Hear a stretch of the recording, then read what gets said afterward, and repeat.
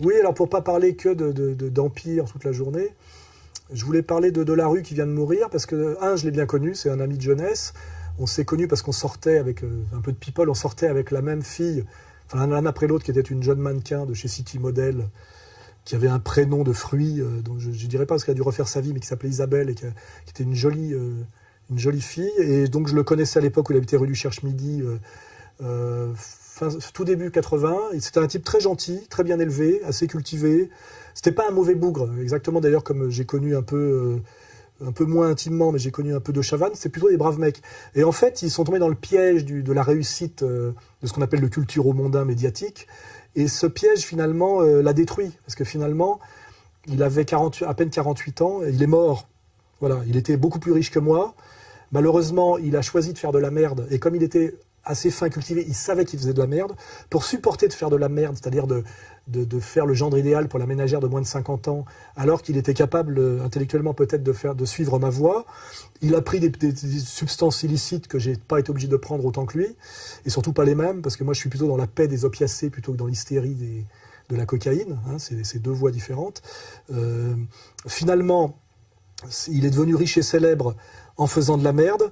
Pour supporter de faire de la merde, parce qu'il n'était pas totalement débile et vulgaire profondément, il est obligé de prendre des produits pour supporter ça, et ces produits l'ont tué, parce que son cancer, à mon avis, vient de cette prise massive de produits.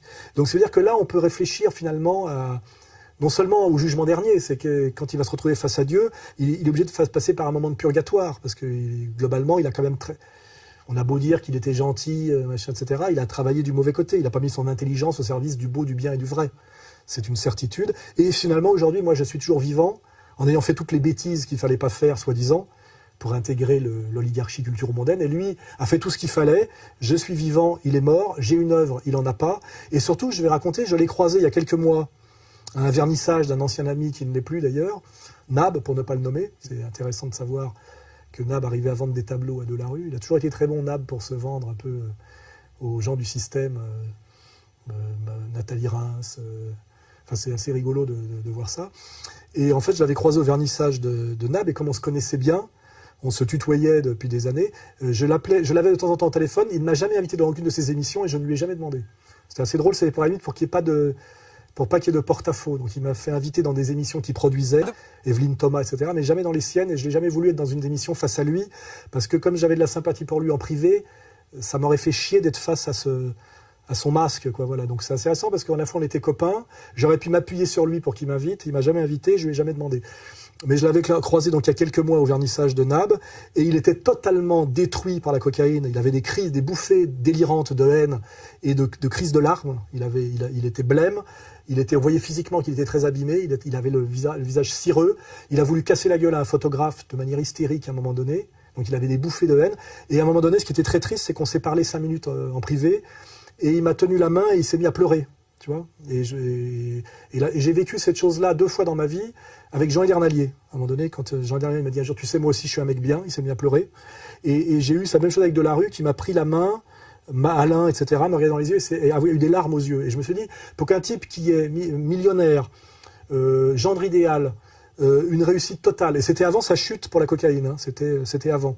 Donc il était encore au top du top. Hein, me prennent la main en pleurant, avec une espèce de respect, de dire en gros, quelque part, j'ai raté ma vie, peut-être, et avec un respect évident, parce qu'un mec comme Delarue ne vient pas me voir dans un lieu public, me serrer la main et parler avec moi, de manière exactement comme quand Julien Cazard se fait prendre en photo avec moi.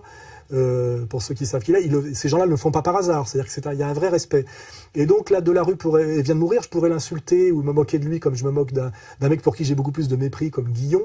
Delarue était plutôt en privé et humainement un mec plutôt bien, un mec fin, cultivé, assez charmant. Et malheureusement, d'avoir fait de la merde dans la télé de masse, à l'époque El Kabbach, il faut pas oublier qu'El Kabbach est derrière tout ça, hein, comme toujours. Hein.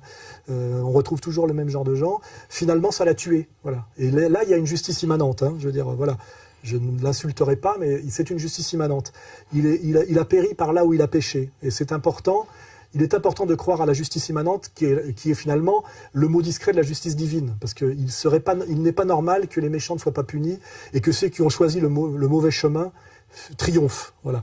Donc, sa mort m'a fait de la peine.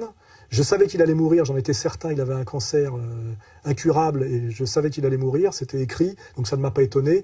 Et j'ai déploré sa fin, mais en même temps, elle est totalement morale et justifiée, et lui-même sans doute le savait et le reconnaissait. Voilà. Et donc je dis, c'est un exemple, ça doit être un exemple pour les gens qui m'écoutent et les gens qui se posent des questions sur ce que c'est que la vie, c'est-à-dire la vie ici et la vie au-delà, pour ceux qui croient réellement en Dieu. Parce qu'on croit en Dieu parce qu'on le craint. C'est-à-dire qu'on se pose la question de savoir comment ça se passera quand on sera face à lui. Sinon, c'est qu'on est un menteur et un tartuffe et un escroc. Ou alors, c'est qu'on est un adorateur de Satan.